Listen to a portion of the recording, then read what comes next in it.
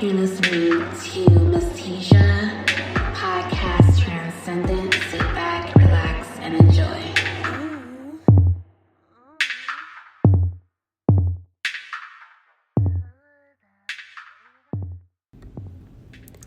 Hey, you guys, welcome. It's your girl, Miss Tisha, and you're listening to another episode of Transcendent. Hey, yes. Hey, hope everybody is doing good today. This episode, we're going to be talking about mental health in the Black community. I feel as though this topic is so important to get into, especially with COVID-19. A lot of us being isolated, not around our family or friends, financial situations. So it's time to check in. Hope you guys are doing okay. Mental health check, making sure everybody is good out there.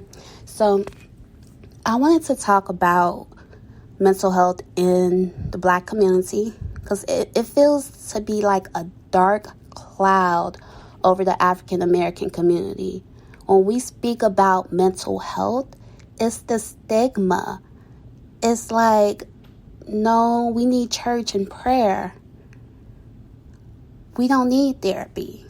Church and prayer is beautiful. However, there is nothing wrong with seeing a therapist to help you cope or find better ways to handle situations. We have people that open up about their mental health. It's this labeling of this person is crazy or their depression is laziness, not an illness. I'm just going to use me for example. And this is the best example I can give. I opened up and told my kid's father, I take medicine for anxiety. He wanted to be petty one day during the argument and was like, oh, you didn't take your medicine today? I'm like, what?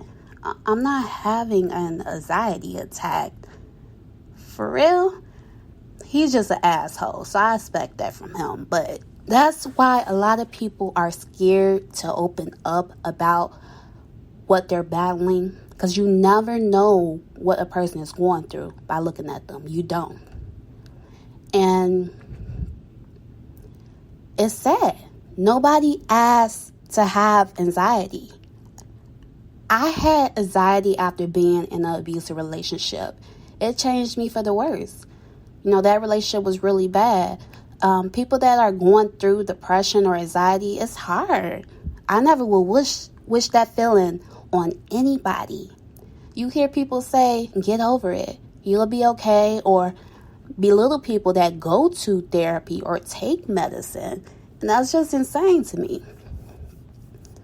When I was doing some further research, and when we put everything together, including racism, discrimination, and sexism, put in the African American women, that does put African American women at risk for low income jobs, multiple role strain, and health problems, all which are associated with, guess what?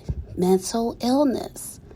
Older African American women may be at particularly higher risk for developing mental illness due to disability from chronic medical conditions, caregiver strain, social isolation, bereavement, exposure to traumatic events like elder abuse or violence, living in the crime-ridden neighborhoods, and poor access to health care. This goes deep. It's not easy telling someone, I don't feel right. I guarantee you, a majority of time, they will not understand. They will say, oh, you're just not being there for me, or, oh, you're using that as an excuse. And looking into the studies, the National Mental Health Association had a couple studies I looked into in research. So most researchers focusing on African Americans and stigma related to mental illness have found a long history of negative attitude towards mental illness and a high degree of stigma associated with it. The National Mental Health Association, back from 2004, an early study found that blacks perceive persons hospitalized for mental illness as different and inferior to normal people, and believe these patients should be restricted from protecting society. In 1990s, a public opinion poll showed that 63% of African Americans believed depression was a personal weakness, and only 31% believed depression was a health problem. Most recently, Thompson Sanders found that mental illness in the African American community was associated with shame and embarrassment, and both the affected individuals and the family hid the illness. In some, stigma continues to be a problem in the African American community, which conveyed by a participant of a recent study, and I quote, "I made a mistake of telling my best friend. He said, 'You're crazy. Oh my God. I can't believe it. Get away from me. You're dangerous.'" And I quote. First of all, what type of friend is that? That's just, too much, just too much. Although studies of attitudes and beliefs, specifically to African American women, beliefs about depression, they believe that an individual develops depression due to having a weak mind, poor health, a troubled spirit, and lack of self-love. These women also identify stigma as a significant barrier to seeking mental health services, consistent with the WAIT study.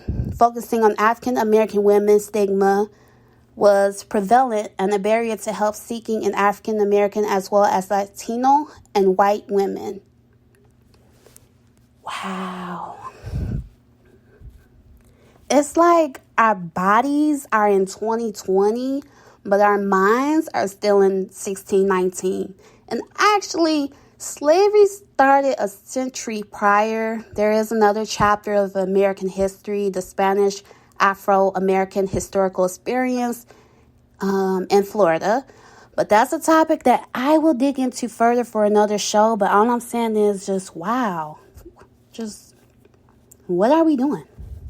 We put all this pressure on our women to be strong, for our single mothers to be a daddy and a mother, a teacher, a chef, a maid, a provider, because quote unquote, you had the baby.